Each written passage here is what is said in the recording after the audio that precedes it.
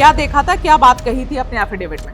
ये नाना पाटेकर सेट पे था जब उसका काम नहीं था, वो मैडम को अग्रेसिवली बिहेव कर रहा था, उनको खींच रहा था। बॉलीवुड में कोई और भी है जो नाना की मदद कर रहा है तनुश्री कि जैसे कौन कितने से आदमी friends? होंगे बॉलीवुड में कौन जिनके से बहुत friends सारी काली तनुश्री? करतूतें हैं, वो छुपा के रखना चाहते हैं। मुझे बस इतना पता है कि सुशांत सिंह राजपूत के साथ जो जो चीजें हुई वही चीजें मेरे साथ हुई। फर्क इतना है कि वो चल बसे हैं और मैं जिंदा हूँ। कि तनुश्री दत्ता पुलिस के पास क्यों नहीं जा रही अगर इतने एविडेंस के साथ बैठी हुई है तो? पुलिस के साथ मेरा एक्सपीरियंस क्या रहा है आप सबको पता है। 2008 में इन लोगों ने क्या किया, मेरे ही की विटनेसेस को जेल में डाल दिया था।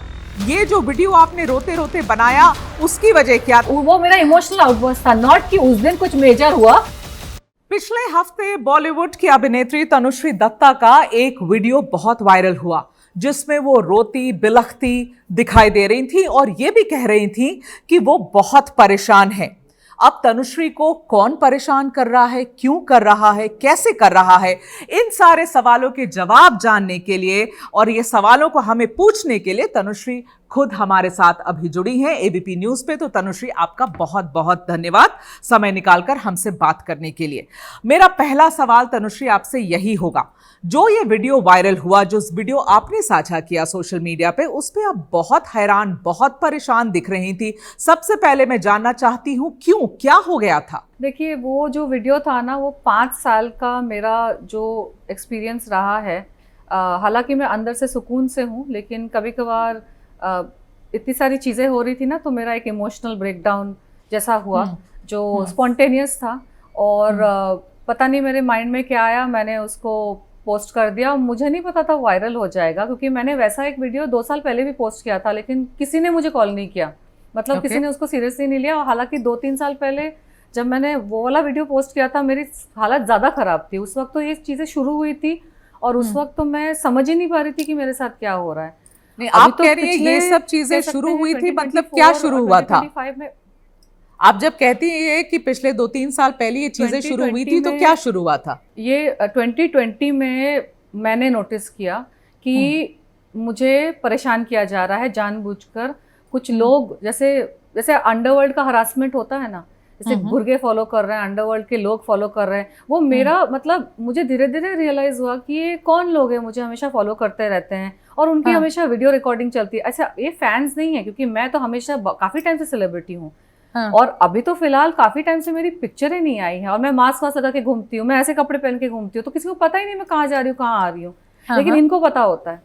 तो मैं एयरपोर्ट पे ये लोग फ्लाइट ले रही हूँ या फिर मंदिर जा रही हूँ, पिलग्रिमेजेस, इनको छोड़ा गया है मेरे पीछे, किसी ने मेरी सुपारी दे दी है। मुझे ऐसा लगता है, क्योंकि इन लोगों ने ना, दे मेक श्योर, जैसे मैं, हाँ बोलिए बोलिए, उनको मतलब मैं अगर इग्नोर भी कर, हाँ मैं अगर उनको इग्नोर भी करूँ ना, वो मुझे जता देते हैं कि हम तुम्हारे पीछे पड़े हैं, देखो। क्योंकि मैंने बहुत बार ऐसा भी नोटिस किया कि यही लोग मेरे एयरपोर्ट के घुसने तक, टिकट लेने तक, सारी मेरी गतिविधियां वो ऑब्जर्व करते हैं और वीडियो रिकॉर्ड करते हैं और फिर मेरे ही सामने चल के अपने स्क्रॉल करते हैं, ताकि मैं डर जाऊं देखकर कि अरे ये बंदा मुझे एयरपोर्ट के एंट्री से लेकर, बोर्डिंग से लेकर, फ्लाइट से लेकर, ये सारे लोग मुझे फॉलो कर रहे हैं और मुझे रिकॉर्डिंग भी कर रहे हैं। मेरा उज्जैन में एक्सीडेंट हुआ, उज्जैन में मैं गई, मेरा किसी ने ब्रेक काट दिया था और मेरा गाड़ी का एक्सीडेंट हो गया। तो तब मुझे जब धक्का लगा, तब मुझे यकीन होने लगा कि हाँ ये बात सच है। तो उसके पहले मुझे डाउट हो रहा था। 2020 में, 2021 में मुझे डाउट होने लगा था, क्योंकि जब मैं कहीं जाती भी थी तो मैं कहीं सी होटल में रुकी हूँ, मैं सेलिब्रिटी हूँ, तो होटल के मैनेजर्स को, लोगों को तो पता है कि मैं सेलिब्रिटी हूँ। आप मेरे होटल की, मेरे रूम की, मैं अकेली सिंगल लेडी भी हूँ, आप मेरे रूम की चाबी आप स्पेयर की किसी और आदमी को क्यों दे रहे हैं? ये अजीब बात है ना। ऐसा कभी मेरे साथ लाइफ में नहीं हुआ। देखिए मैं एक रीजनेबल पर्सन हूँ, मैं ना लॉजिक से कंक्लूजन करती हूँ। अगर मेरे मन में कोई शंका आई है, डाउट आया है, मैं इमीडिएटली उस चीज़ को, किसी के ऊपर डाउट नहीं डाल देती हूँ, मैं खुद को क्लैरिफाई करती हूँ। मेरे मन में भी बात आती है कि मैं कंफर्म करूँ कि ये मेरा वहम तो नहीं है, तो मैं सारी चीज़ों को ना ऑब्जर्व करती हूँ, टेस्ट करती हूँ, सब कुछ करने के बाद एक कंक्लूजन पे आती हूँ कि नहीं ये हो रहा है। तो पहली बात तो ये कि 2020 में मेरे साथ एक बहुत सारी अजीब घटनाएं घटी, लेकिन उस वक्त ना मेरे को विश्वास नहीं हो रहा था, मैं खुद को मानने को तैयार नहीं थी कि ये सब हो सकता है। क्योंकि ये सब फिल्मों में देखा था मैंने कि हाँ लड़की ने कुछ बोला तो उसके पीछे गुंडे छोड़ दिए उसको पागल करने के लिए, उसको डैमेज करने के लिए, उसको मार डालने के लिए। तो ये मुझे बहुत फिल्मी लगता था, तो मैंने इनिशियली तो विश्वास ही नहीं किया, लेकिन देन आई वाज फोर्स्ड, मतलब घटनाओं ने मुझे फोर्स किया उस चीज़ को बिलीव करने में। तो सबसे पहली घटना जो बहुत ज़्यादा ऑब्वियस हो गई थी मेरे घर में एक मेड को प्लांट किया गया, ठीक है। मेरी पुरानी जितनी मेड्स थी जो भरोसे वाली थी उनको एक एक करके हटा दिया गया। कैसे हटा दिया गया? वो छुट्टे की थी, ठीक है, वो आती थी काम करके चली जाती थी, और वो 50-60 साल वाली जो महाराष्ट्रियन मेड्स होती है ना, भरोसे वाली होती है, थोड़ी मदरली होती है, अच्छे से काम करती है, तो सुनने में काम कम सुनाई देता है, थोड़ा धीरे धीरे काम करती है, बट मुझे वही मैं हमेशा उनको रखती थी, उनको चाबी वाबी देके रखती थी। तो एक मेरी लास्ट मेड थी, उसको मैंने चाबी नहीं दी हुई थी, लेकिन वो आती थी जाती थी। एक बार वो 10 दिन के लिए आई नहीं, तो मैं वेट कर रही हूँ कि क्या हो गया। तो फिर एक दिन आई, तो हाफते हाफते आई सीढ़ियों से उठ के। मैंने बोला अम्मा क्या हो गया, तुम सीढ़ियों से उठ के हाफते हाफते? तो बोलती है मुझे वॉचमैन ने सीढ़ियों से आने को बोला।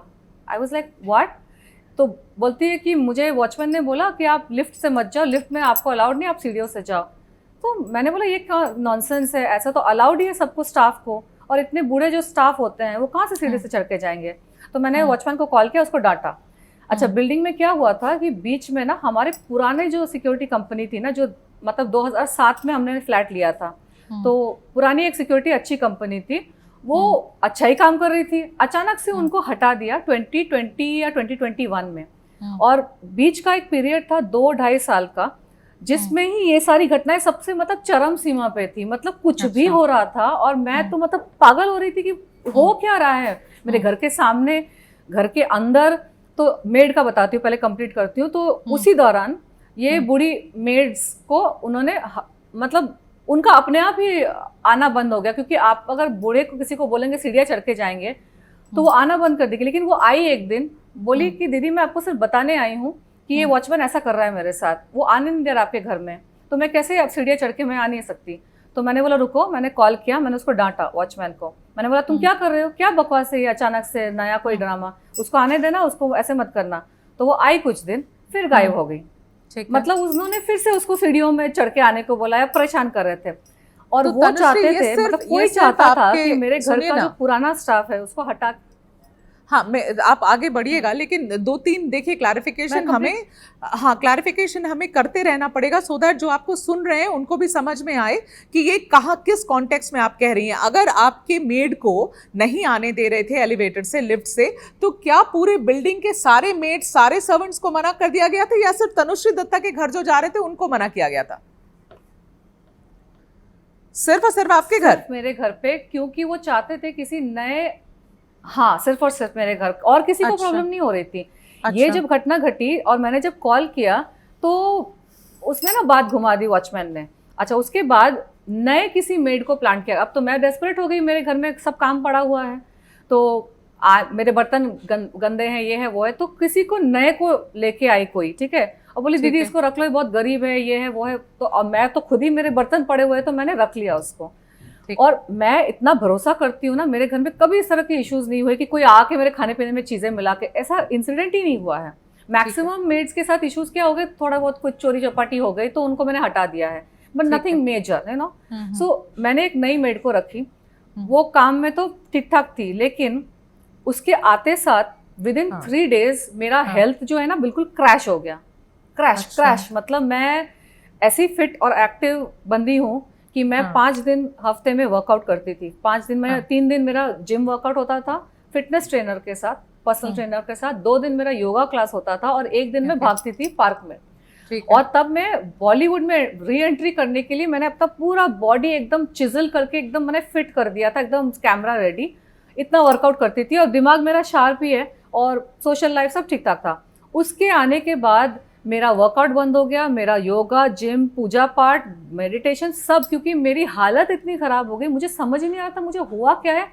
15, 16, 18 घंटे सो रही हूँ, उसमें से आधा टाइम तो मैं बेहोश हूँ, मुझे मतलब होश ही नहीं है कि 18 घंटे मैं सो गई हूँ। और जब उठती थी ना तो मतलब मेरा दिमाग ग्रॉगी, फॉगी, मतलब ऐसा लगा कि मेरे ऊपर से ट्रेन निकल गई है। तो मुझे समझ नहीं आ रहा था, और मैं बस मतलब मेरी हालत दिन पर दिन इतनी खराब होती जा रही थी कि मैं सिर्फ उसके लिए दरवाजा खोलने के लिए उठती थी। वो आती थी बेल बजाती, उसको चाबी नहीं दी थी मैंने, क्योंकि नए को मैं चाबी नहीं देती हूँ। आती थी, बेल बजाती थी 1 बजे, मैं दरवाज़ा ऐसे समहाउ दरवाज़ा खोल के हाँ कर लो काम, क्योंकि मैं वैसे भी मेड्स के पीछे किटकिट नहीं करती, उनको एक बार काम समझा देती हूँ तो वो कर लेती है। और काम उसका साफ था, काम के सिलसिले में प्रॉब्लम नहीं था, लेकिन मुझे ना डाउट होने लगा कि पहले तो मैंने सोचा कि मुझे कोई गंभीर बीमारी हो गई होगी, कैंसर हो गया होगा, ब्रेन ट्यूमर होगा कुछ तो भी, क्योंकि इतना हालत किसका खराब होता है। जो 5 दिन पहले वर्कआउट कर रही थी, एद्दू कटलेट भाग रही हूँ पार्क में, खुश हूँ, एनर्जेटिक हूँ, जैसे मैं हूँ हमेशा, जैसे लोगों ने मुझे हमेशा देखा है, I am very high energy person. और बॉलीवुड में मेरी फिल्मों की बातचीत चल रही थी, तो मैं थोड़ा सा अपने आप को श्रिंक कर रही थी, क्योंकि स्क्रीन में आप डबल दिखते हो, तो इतना वर्कआउट चल रहा था and I was fine. Workout करने के बाद भी मेरे में एनर्जी होती थी। तो मैंने पहले सोचा कि मेरे को कुछ हो गया होगा, फिर मैंने ब्लड टेस्ट करवाया और ब्लड टेस्ट में सारा नॉर्मल आया, सिर्फ विटामिन डी और विटामिन B3 का एकदम माइनस में जा रहा था। तो मैंने और सारा टेस्ट करवा लिया, कैंसर, ट्यूमर, मतलब दुनिया भर के जो टेस्ट होते हैं ना, सारे टेस्ट करवा लिए, सब कुछ नॉर्मल था, बस विटामिन B3 और D क्रैश हुआ था। तो मैंने ना रिसर्च किया कि बात कर रही हैं, B12 और D3, पर वो तनुश्री नॉर्मली इंडियन वुमेन में बहुत कम रहती है। नहीं, मेरा हमेशा एकदम चंगा है, मेरा तो कुछ भी ये सब विटामिन खराब नहीं होता। लेकिन वो मैंने मल्टीपल टेस्ट किए इस कंक्लूजन में आने के लिए कि वो कुछ मिला रही थी, क्योंकि मैं किसी पे भी ना डाउट वही कर नहीं देती हूँ। मुझे अगर अपने आप को भी बताना है ना, दूसरों को बताने से पहले मैं खुद के लिए भी मैं कंफर्म करती हूँ। तो मैंने क्या 3 चीजें की। एक तो मैंने खुद के टेस्ट कराए, मैंने उसको AI मॉडल में, जैसे अपने डायग्नोस्टिक टूल्स होते हैं ना, तो उसमें मैंने डाला कि कौन से ड्रग्स या कौन से मेडिसिन से इन दोनों की चीज़ें क्रैश होती है, क्योंकि मेरा विटामिन और ये सब नॉर्मल था। मैं तो रेगुलर टेस्ट करवाती हूँ, मैं हर 3-3 महीने में मेरे टेस्ट करवाती हूँ, तो मेरा सब कुछ नॉर्मल है। तो अचानक से क्रैश क्यों हुआ? तो अचानक से तभी क्रैश होता है कि जब आपके बॉडी में कोई ऐसा केमिकल जा रहा है, ऐसा कोई ड्रग जा रहा है, मेडिसिन जा रहा है, जो उस चीज़ को डिप्लीट कर देता है आपके बॉडी से, राइट? तो और मैं खुद किसी मेडिकेशन पर नहीं थी, तो मुझे ना डाउट होने लगा था उस पर कि इसके आते साथ 3 दिन में मेरी हालत यहाँ से यहाँ कैसे आ गई। आपको अगर खुद आपके बॉडी में अगर डेवलपमेंट हो रहा है ना किसी प्रॉब्लम का, तो धीरे धीरे आप क्रैश करोगे। करेक्ट। आप तुरंत क्रैश नहीं करोगे unless your body is being fed some heavy dose of some kind of medicine और हेवी डोज ऑफ ड्रग, उसी से वो अचानक से क्रैश करता है। 3 दिन में आप बिस्तर पे पड़े हो, तो उतना तो लॉजिक है मुझ में। I have been a science student also, school में, तो मैं जनरली मेरा दिमाग चलता है, तो तब तक तो भी थोड़ा बहुत चल रहा था। तो मैंने ये सब जासूसी करनी शुरू कर दी। फिर मैंने उसका फ़ोन भी चेक किया, ठीक है। उसका जब मैंने फ़ोन पहले मैंने क्या किया, मैंने उसके हाथ का पानी पीना बंद कर दिया। वो पानी भरती थी एक्वागार्ड से, तो मुझे जब डाउट हुआ मैंने सोचा इसको टेस्ट करती हूँ। मैंने पानी तो भरवाया उससे, लेकिन मैं शाम को ना बिस्लेरी के बॉटल्स मंगवा के अपने कबर्ड में छुपा के रखती थी, बेडरूम के कबर्ड में। और उसको मैंने पता ही नहीं होने दिया कि मैंने उसका भरा हुआ पानी नहीं पी रही हूँ। तो मेरा दिमाग चलने लगा और बॉडी सुधरने लगी। अच्छा, कंडीशन मेरी कैसी थी, मैं सिर्फ बेड पे नहीं पड़ी होती थी, जब मैं जागी अवस्था में भी होती थी ना, तो मेरा माइंड कैसा तो भी, मतलब स्लो, ड्राउजी, कंफ्यूज्ड।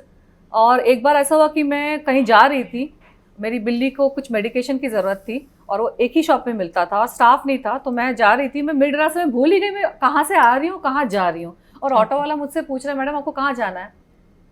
अब मैं ब्लैंक उसको देख रही हूँ। I am not that person, मैं इतनी शार्प हूँ ना, मैं 5 मिनट में डिसाइड करती हूँ मुझे क्या पहनना है, कहाँ जाना है। My mind was something. तो तब मुझे डाउट होने लगा कि ये कोई ड्रग है या कोई कुछ तो है जो मुझे दिया जा रहा है, जिसकी वजह से मेरा ऐसा हो रहा है। तो मैंने ना उसके हाथ का पानी पीना बंद कर दिया और मैंने किचन में एक लॉक लगा दिया, चाइल्ड लॉक लगा दिया नंबर वाला, ताकि वो किचन का फ्रिज का जो दरवाजा खोल ही ना पाए। तो फ्रिज के अंदर मेरे खाने पीने की सॉस वॉस ये सब रखा रहता था। तो she had access to the kitchen, और मैं तो अपने बेडरूम में पड़ी हुई हूँ सारे टाइम बीमार, तो मुझे पता ही नहीं वो किचन में क्या कर रही है। अच्छा, ये दूसरी चीज़ मैंने की। तीसरी चीज़ मैंने की, मैंने उसका फ़ोन लिया। मैंने उसको एक दिन बोला, अच्छा अपने बेटे की फ़ोटो दिखा। फ़ोन लिया, फ़ोन अनलॉक करवाया, देख रही हूँ, उसको बोला जा तू किचन में जा। तो उसके पास ऑप्शन नहीं था, वो बेचारी चली गई। और मैंने उसका पूरा फ़ोन चेक किया।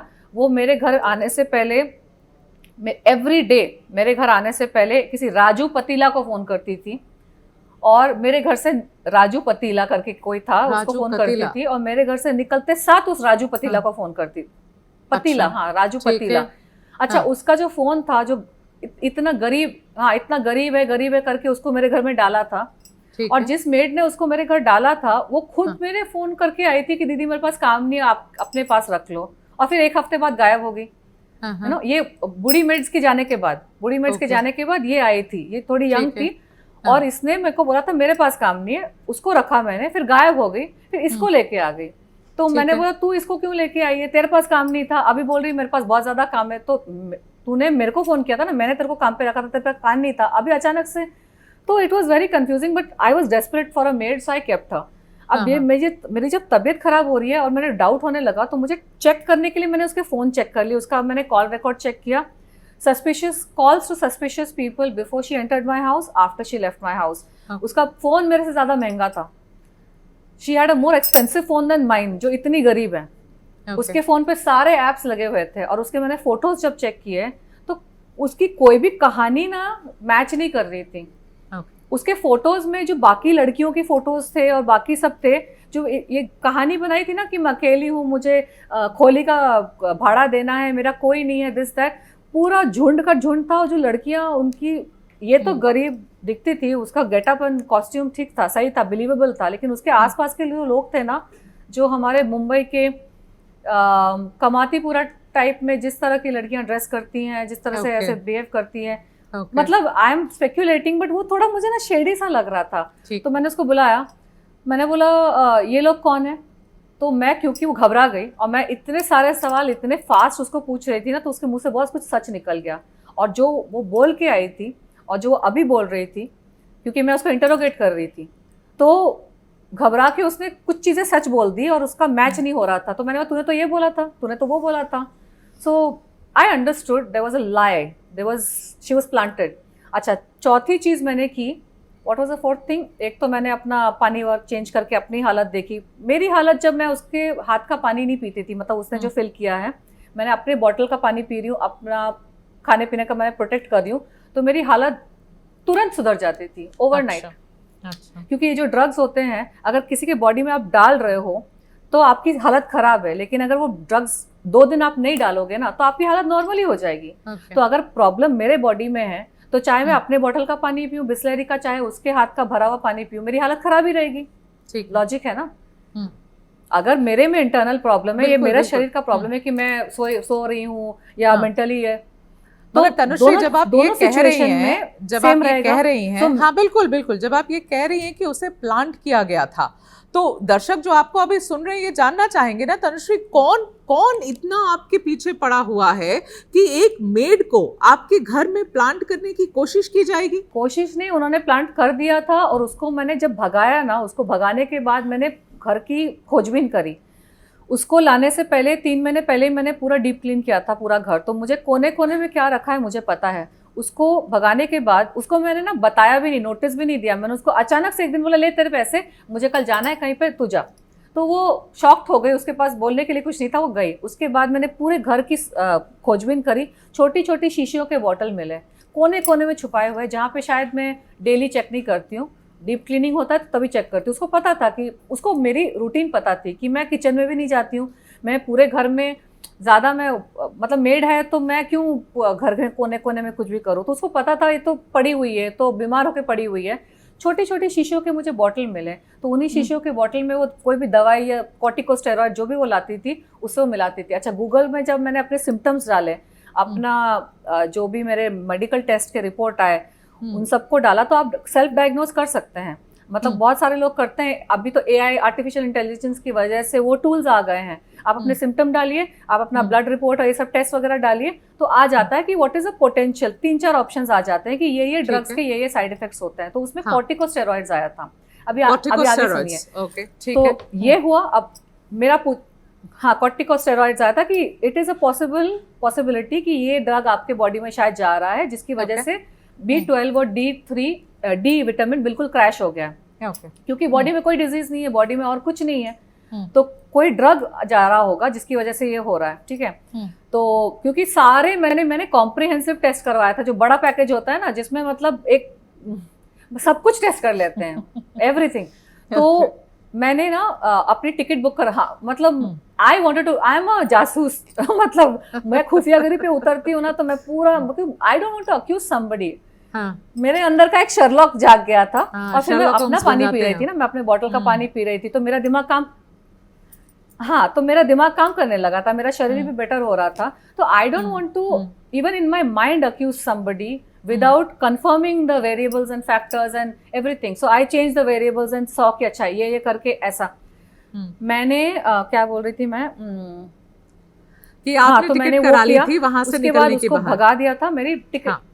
हाँ हाँ हाँ, तो मैंने ना एक बार क्यों मैंने टिकट कराई, क्योंकि मेरा पूजा पाठ ये सब तो बंद ही हो गया था, लेकिन एक दिन जब मेरी हेल्थ बेटर थी, मतलब जब मैंने खाने पीने को सिक्योर कर लिया था, तो मैं मेडिटेशन में बहुत गहरे चली गई थी। और डीप मेडिटेशन में मुझे अंतरात्मा से मेरी इंट्यूशन या फिर शायद भगवान होंगे, मेरे को ये बात मेरे मन में आई कि तुम निकलो यहाँ से, अगर यहाँ रही तो मारी जाओगी, ओके, यू नो, क्योंकि ये मैंने मन तो में डिसाइड कर आपके लिया बात था, उसको आई। भगा दूंगी। मैंने ये टिकट भी मन बुक में कर ली आपके थी। बात आई। हाँ, मेरे मन में मेरी बात आई। डीप मेडिटेशन में मैं हरे राम ठीक हरे है। कृष्ण मंत्र का जाप करती हूँ, लेकिन ठीक वो है। जितने दिन वो थी ना मेरे घर में, 1.5 महीना, उसको भगाने से पहले, जब तक कि मेरे खाने पीने मतलब मैं कंज्यूम कर रही थी, तब तक ये सब बंद हो गया था, मेरा वर्कआउट सब। तो बाद में वर्कआउट शुरू नहीं हुआ, लेकिन मेरा जाप शुरू मैंने कर दिया था। तो एक दिन मैं वो चली गई थी, मतलब उसको मैंने भगाया नहीं था, लेकिन मतलब वो एक मिडिल फेज था। तो मैं मेडिटेशन में बहुत डीप चली गई, तो मेरे मन में बात आई कि तुम निकलो तुरंत, बाकी कुछ मत सोचो, रहोगी यहाँ पे तो मारी जाओगी। तो मैं ना घबरा के मैंने आंखें खोली, मैंने बोला कहाँ जाऊँ, क्या करूँ, उज्जैन चली जाती हूँ। तो मैं महाकाल मंदिर गई थी पहले, तो मैंने टिकट बुक, और उज्जैन ज़्यादा दूर नहीं है, तो मैंने टिकट बुक कराई, होटल बुक करवाया, सब ऑनलाइन मैं करती हूँ, और मैं पहुँच गई वहाँ पे। अच्छा, वहाँ इसको मैंने तुरंत ही हटा दिया, नेक्स्ट डे ही हटा दिया, टिकट बुक किया, उसको हटाया, ले पैसे जा। तो उसको बोलने को कुछ था नहीं, वो चली गई। मैं जब उज्जैन गई तो मैं मंदिर के पास के एक होटल में रुकी थी, और पहले ही दिन मैंने होटल ओनर को बोला कि मैं मंदिर जाना चाहती हूँ, तो मैं चल के जाऊंगी या ऑटो लूँ कि क्या करो। उज्जैन में गलियां बहुत पतली पतली है, तो धूप बहुत ज़्यादा थी, तो उन्होंने बोला कि तुम एक काम करो, आप एक काम करिए, आप तो चल के जाओगे इतनी धूप में, तो आप ऑटो बुला लीजिए, ऑटो आपको बिल्कुल गेट तक छोड़ देगा। तो मैंने सोचा हाँ, क्या धूप में चल के जाना, ऑटो ही बुला। तो ऑटो मैंने 2 घंटे के लिए बुक करके रखा था, या उसको लंबे समय के लिए, तो वो नीचे वेटिंग में था ऑटो। और मैं थोड़ा वैसे भी ये सब हेल्थ क्राइसिस हो चुका था, तो मैं थोड़ी स्लो थी, तो मैं 20 मिनट लेट नीचे आई, और तब तक किसी ने ब्रेक काट के चला गया था ऑटो का, ना ऑटो वाले को पता नहीं चला, क्योंकि 20 मिनट ऑटो वाला वेट करते करते यहाँ नहीं, क्योंकि ऑटो वाला जब आया था तो उसने सब चेक करके आया था, तो आया था नॉर्मल आया था। तो 20 मिनट वेटिंग में था, इसलिए वो यहाँ वहाँ चला गया बाथरूम करने या किसी चीज़ के लिए। वो आया, मैं नीचे आई, वो आ गया, ऑटो उसने चलाया, उसको भी पता नहीं, मुझे भी पता नहीं, और हमने यू टर्न लिया। और लकीली उज्जैन की सड़कों में 30-35 के ऊपर तो गाड़ियाँ चलती ही नहीं है, स्पीड लिमिट। तो लेकिन ऑटो चला, और वी जस्ट क्रैश्ड। एक मतलब सिग्नल रुका था, और उसमें उसने ब्रेक लगाने की कोशिश की। मुझे वो मोमेंट आज भी याद है कि हम जा रहे हैं, मंदिर जा रहे हैं, मंदिर बिल्कुल पास में है, और उसने ब्रेक लगाया, एंड द ब्रेक नहीं लगा, and I realise in that moment कि ये तो ब्रेक फेल हो गया है। विद इन अ सेकेंड, मतलब वो मोमेंट ना बिल्कुल स्लो हो गया था। वो जो 2-3 सेकेंड का मोमेंट होता है ना, जो एक्सीडेंट हो रहा था, मुझे उस मोमेंट में पूरी कहानी समझ आ गई कि ये घर पे ऐसा हुआ, फिर यहाँ पे ब्रेक जब फेल हुआ, एंड खैर एक्सीडेंट हो गया। आई वॉज हिस्टेरिकल, लोग जमा हो गया, धड़ाम से इम्पैक्ट हुआ था, पूरे न्यूज़ में भी आ गया था, आप लोगों ने देखा होगा 2022 में, May 3rd 2022। फिर मुझे लेके गए अस्पताल, ट्रीटमेंट वहाँ पे हुआ। अच्छा, वहाँ पे जब मैं अस्पताल गई तो इनिशियली तो आई वॉज लिटिल हिस्टेरिकल, फिर डॉक्टरों ने मुझे शांत किया। फ्लैश वुंड था, बहुत खून निकला था, लेकिन हड्डियाँ नहीं टूटी थी। और मैं सोच रही हूँ कि इतना बड़ा इम्पैक्ट हुआ धड़ाम से, मतलब 2-2 माले से लोग नीचे आ गए थे दोनों साइड से, है ना, या इस साइड से होटल है, यहाँ पे भी होटल है, और मेरा होटल पीछे था, मतलब पास में ही था। तो उन्होंने ही गाड़ी भेजी थी, क्योंकि मैंने फ़ोन किया था। तो इतना लाउड नॉइज़ हुआ था कि लोग नीचे आ गए थे, लेकिन मेरी हड्डी कैसे नहीं टूटी। तो मैंने डॉक्टर को पूछा कि डॉक्टर आप वापस से चेक करिए कि मेरी हड्डी टूटी क्यों नहीं। तो डॉक्टर ने बोला नहीं, हेयरलाइन फ्रैक्चर भी नहीं है, हड्डी भी नहीं टूटी है, क्योंकि तुम्हारी हड्डियाँ सॉफ्ट हो गई है। सॉफ्ट। उन्होंने मुझे वो दिखाया एक्सरे, जिसमें कुछ पैच है कुछ, हाँ, उन्होंने मेरे को बोला कि आपके एक्सरे से पता चलता है कि ये एस्टेरोपोरोसिस जैसा कुछ आपके बॉडी में डेवलप हुआ है। तो मुझे उन्होंने पूछा कि आपके फैमिली में जेनेटिक हिस्ट्री कुछ है ऑस्टियोपोरोसिस की, तो मैंने बोला ऐसा तो कुछ भी नहीं है क्योंकि मम्मी डैडी का कुछ नहीं है। फिर उन्होंने पूछा कि आप किसी मेडिकेशन पर है, किसी स्टेरॉइड्स वगैरह पे है आप किसी वजह से, तो तब मुझे 2+2 मैंने किया। रिमेंबर जब मैंने वो गूगल सर्च किया था कि ये बी विटामिन डी क्यों ड्रॉप होता है, तो उन्होंने बोला था ना कॉर्टिकोस्टेरॉइड्स अगर बॉडी में जा रहे हैं तो ये ड्रॉप होता है। तो कॉर्टिकोस्टेरॉइड्स का एक और मेजर साइड इफेक्ट है ऑस्टियोपोरोसिस, तो that is called medically induced osteoporosis which is reversible.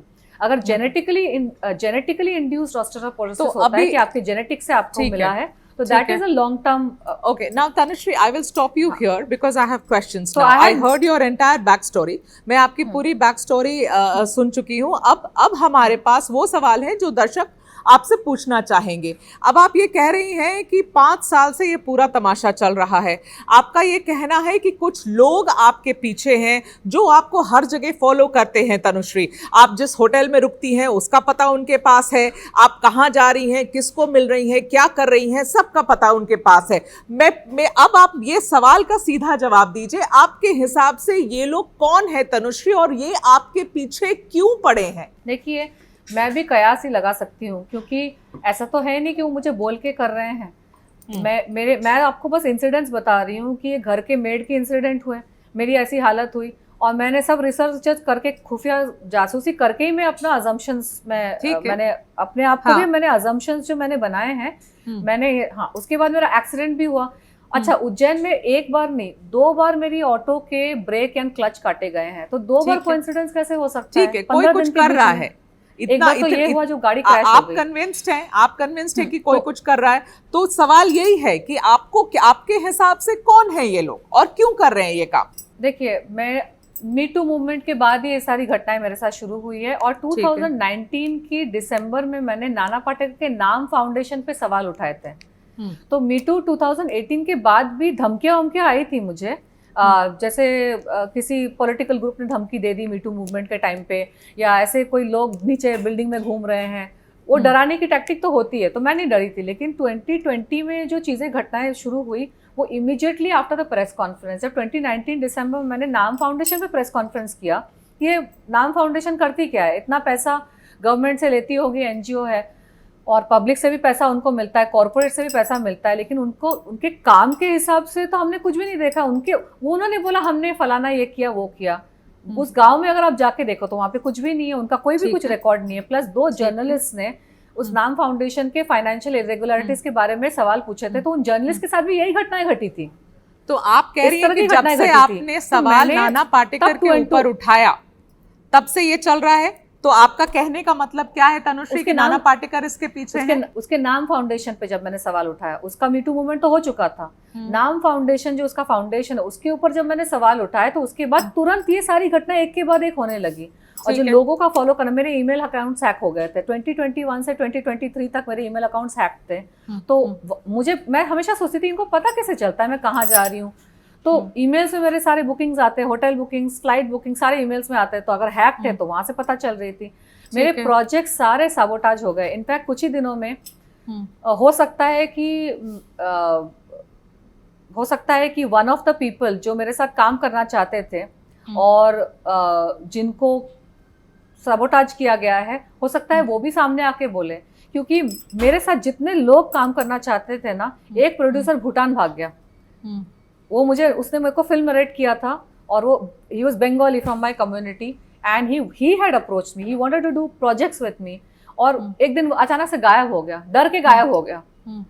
और मेरे मीटू मूवमेंट के बाद तो मेरे की विटनेसेस को पीसीओ से कॉल आते थे, मेरे एक की विटनेस है, आई विटनेस है, उसका एफिडेविट एक कोर्ट में सबमिटेड जिसमें उसने अपने हाथों से साइन करके लिखा है कि उसको धमकियां आती थी। ये आई विटनेस ने क्या देखा था? का जो एफिडेविट है, मैं अपने एडवोकेट से बोलूंगी। क्या देखा था, क्या बात कही थी अपने एफिडेविट में? आई विटनेस ने अपने एफिडेविट में कहा था कि जो भी मैम बोल रही हैं वो 100% सच है। ये नाना पाटेकर सेट पे था जब उसका काम नहीं था, वो मैडम को अग्रेसिवली बिहेव कर रहा था, उनको खींच रहा था, उनको टच कर रहा था, उनको परेशान कर रहा था, मैडम परेशान हो रही थी, मैडम ने कंप्लेंट करी, जो भी मैंने बोला है ना अपने एफआईआर में, सारा चीज उसने कंफर्म तो करके तनुश्री, एफिडेविट डाला था। तो तनुश्री सुनिए, तो अब आपकी तो मैंने काफी बात सुन ली, अब आप सुनिए। आप मुझे कह रही हैं कि ये नाना पाटेकर हैं जो आपको फॉलो करवा रहे हैं, नाना पाटेकर हैं जो आपका एक्सीडेंट करवाने की कोशिश कर रहे हैं, नाना पाटेकर हैं जो आपके घर में मेड प्लांट कर रहे हैं, नाना पाटेकर हैं जो आपके प्रोजेक्ट सैबोटाज कर रहे हैं, नाना पाटेकर इतने इतने रिसोर्सफुल हैं कि वो ये सारी चीजें तनुश्री दत्ता अभी तक, मतलब ये बात कहे हुए कितने साल बीत गए आपके मीटू मूवमेंट को, तब से लेकर अभी तक नाना पाटेकर आपके पीछे पड़े हुए हैं, ये बात सही है? मेरी बात कंप्लीट करने दीजिए। पहली बात तो ये कि मेरे की विटनेस ने अपने एफिडेविट में ये भी कहा है कि जब 2008 में वो पता चला कि वो की विटनेस है तो उसको पीसीओ से थ्रेटनिंग कॉल्स भी आए। ठीक है, राइट, उन्होंने ये भी एफिडेविट में लिखा कि उनको भी गुंडों के कॉल्स आए। पहला तो ये फैक्टर, मैं आपको फैक्ट्स प्रेजेंट कर रही हूँ। दूसरा फैक्ट ये है कि नाना पाटेकर ने खुद अपने यूट्यूब वीडियो में बोला है कि वो मान्या सुर्वे गैंगस्टर की फैमिली से बिलोंग करता है। उन्होंने खुद अपने यूट्यूब इंटरव्यू में खुद अपनी ढींगे हाँकी है कि वो गैंगस्टर फैमिली से बिलोंग करते हैं, अगर वो एक्टर नहीं होता तो वो गैंगस्टर होते, और उनका ये क्रिमिनल बैकग्राउंड है, उन्होंने खुद बोला है। मुझे तो पता भी नहीं था, जब मैंने वो इंटरव्यू देखा तब मुझे और यकीन हो गया। तीसरी चीज, मैं इतने साल बॉम्बे में रही हूँ और पहले तो मैं काम करती थी, पहले तो मैं एक्चुअली मतलब फेमस थी और बिना मास्क के घूमती थी पहले, तब ज़्यादा रीज़न था किसी को फॉलो करना।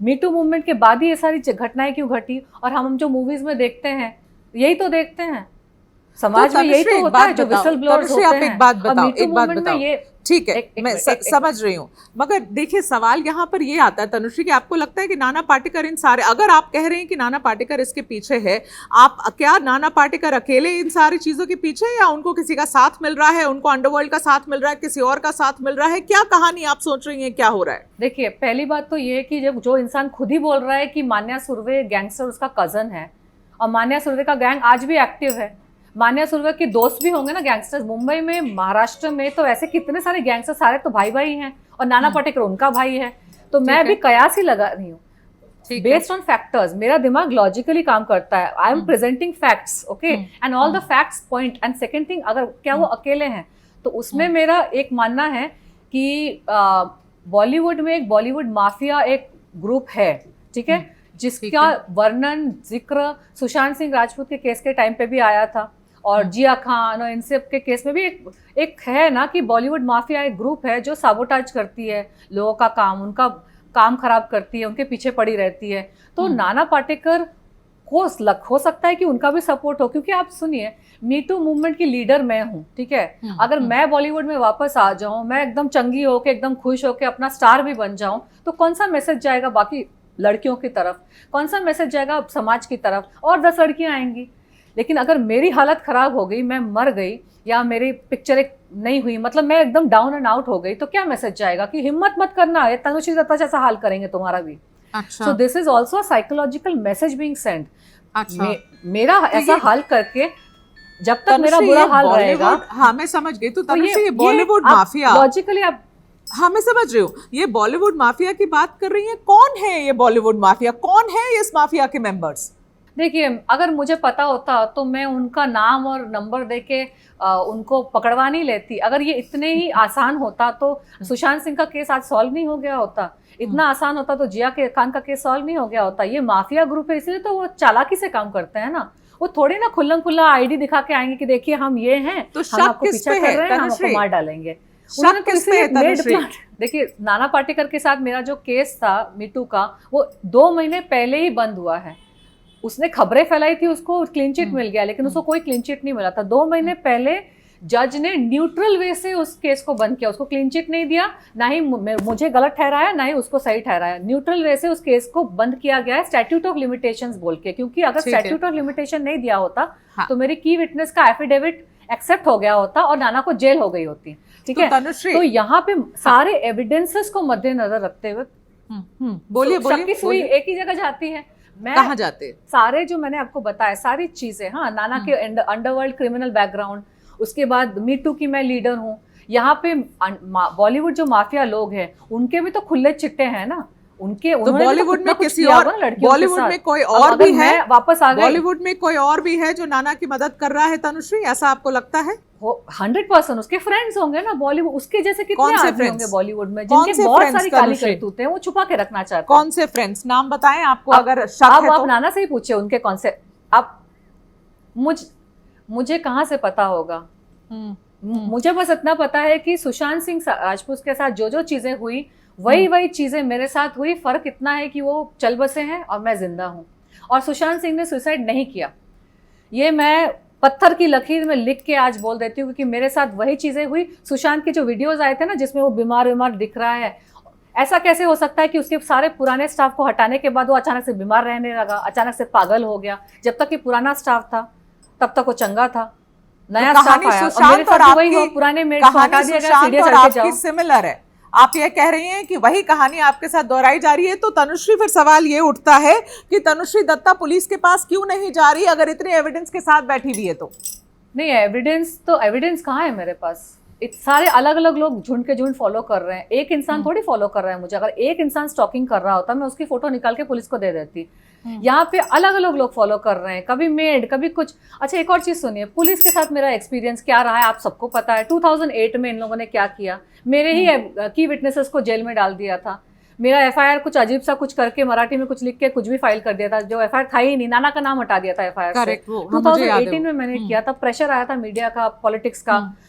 हाँ, तब उन्होंने प्रॉपरली एफआईआर किया। मैं 4 घंटा बैठी वहां पे, सवाल जवाब। एफआईआर की प्रक्रिया जो होती है ना वो बहुत लंबी मगजमारी वाली होती है, आसान नहीं होता है, उसको सिंप्लीफाई करना चाहिए गवर्नमेंट को। मैंने एफआईआर किया, 7 महीने तक मैंने फॉलो अप किया और 7 महीने बाद पुलिस ने 20 समरी रिपोर्ट करके, 20 समरी मतलब false malicious case, no evidence. इतना एविडेंस, एफिडेविट है, की विटनेस है, आपने तो बात ही नहीं की। अच्छा, मेरे सारे विटनेसेस अच्छा, को डरा धमका ठीक के है। गांव, किसी को तो गांव भेज तनुश्री, दिया, किसी को जी, यहाँ जी, भेज दिया, जी, जी, उन जी, सबको जी। कॉल्स आए थे। जी तनुश्री, मुझे तो अब ये इंटरव्यू रैप अप करना पड़ेगा, लेकिन आखिरी सवाल आपसे ये है कि क्या आप पुलिस के पास जाएंगी या नहीं जाएंगी? क्या आप अब पुलिस के पास जाना चाहती या नहीं? पुलिस आई थी मेरे पास, उनको मैंने इन्फॉर्मेशन दे दी है, ठीक है। और ये जो है ऑनगोइंग फिनोमिना है पिछले 5 साल से, बीच बीच में रुकती है, बीच बीच में शुरू हो जाती है। ये ना कोवर्ट हरासमेंट है, मतलब अंडरवर्ल्ड की जो चीजें होती है ना इसी तरीके से होती है। अंडरवर्ल्ड की जब अच्छा। चीजें होती है तो इंसान बहुत कंफ्यूज रहता है, बहुत टाइम लगता है इंसान को समझने में भी कि मेरे साथ ये हो रहा है। तो अब ठीक है। जब सारी चीजें बहुत क्लियर हो गई है, पुलिस आके हाँ। बात करके गई, अब मैं जाऊंगी पुलिस के पास, लेकिन मैं अपनी सारी चीजें लिख के जाऊंगी पॉइंट वाइज, क्योंकि मुझे वहां बैठ के 4 घंटा वेस्ट नहीं करना सवाल जवाब में। और ठीक है। किस तरह से एफआईआर होगा या कंप्लेंट होगा कि क्या होगा मुझे नहीं पता, क्योंकि यहाँ पे एक इंसान के अगेंस्ट नहीं है, मॉब के अगेंस्ट है, मतलब अलग मॉब के फिनोमिना है। अगेंस्ट है। तो तो मैं यहाँ लिख के जाऊंगी, अंडरवर्ल्ड, सबमिट करके आऊंगी और मुझे जी, लिखने में टाइम। हाँ जी, तनुश्री के हिसाब से अंडरवर्ल्ड तनुश्री दत्ता के पीछे पड़ा हुआ है। जाते जाते आखिरी सवाल, ये जो वीडियो आपने रोते रोते बनाया उसकी वजह क्या थी वो जानना चाहती हूँ, और फिर मैं इंटरव्यू खत्म करूंगी। वो वीडियो इसलिए था क्योंकि मेरे घर पे भी बहुत बार सुबह रात दिन किसी भी टाइम पे कोई आ जाता था। सिक्योरिटी कैसे पता नहीं अलाउ करती थी, बेल बजा के कोई चला गया है, मैं दरवाजा खोल रही हूँ कोई नहीं है, तो ये सारी चीजें घर पे हुई थी। तो उस दिन एक इंसिडेंट हुआ था, सिक्योरिटी ब्रीच हुई थी और मेरा आपा खो गया, क्योंकि 5 साल से मैं बहुत सारी चीजें झेल रही हूँ और मुझे पता है डेलिबरेटली मुझे परेशान किया जा रहा है। तो उस दिन ना मेरा सब ऐसे ही बस इमोशनल एक आउटबर्स्ट हो गया था। और ठीक क्या है। मेरे माइंड में आया, शायद महादेव की कोई लीला थी कि मैंने बस फोन उठाया और मैंने वीडियो बनाया, पोस्ट कर दिया। मुझे नहीं लगा था वो वीडियो वायरल हो जाएगा, क्योंकि मैंने वैसा ही रोता रोता वीडियो 2 साल 3 साल पहले भी बनाया था और किसी ने मेरे को पूछा भी नहीं था। तो ठीक मैंने है। सोचा कि मैं अपनी भड़ास निकाल लेती हूँ, तो इस बार वायरल हो गया, क्या लीला है। ऐसे ही हुआ, वो मेरा इमोशनल आउटबर्स्ट था, नॉट कि उस दिन कुछ मेजर हुआ। वो 5 अच्छा। साल का फ्रस्ट्रेशन और सब वो कुछ निकल ना गया। वो साथ में निकल गया था। ठीक है, ठीक है मैंने अपनी तनुश्री। अपनी हालत देखी ना, क्या यार इन लोगों ने मेरी हालत कर दी है। जी तनुश्री, नहीं बिल्कुल, मैं समझ सकती हूँ कि आप किस चीज़ से गुजर रही हैं, और यही आशा करती हूँ कि पुलिस आपकी मदद करेगी। अगर आपके मन में कोई शक है तो शक को दूर किया जाए, और अगर सच में आपके साथ या आपके पीछे कोई पड़ा हुआ है तो पुलिस से ढूंढ निकाले। आपने अपना समय निकाला, हमसे बात किया। तनुश्री, बहुत बहुत धन्यवाद।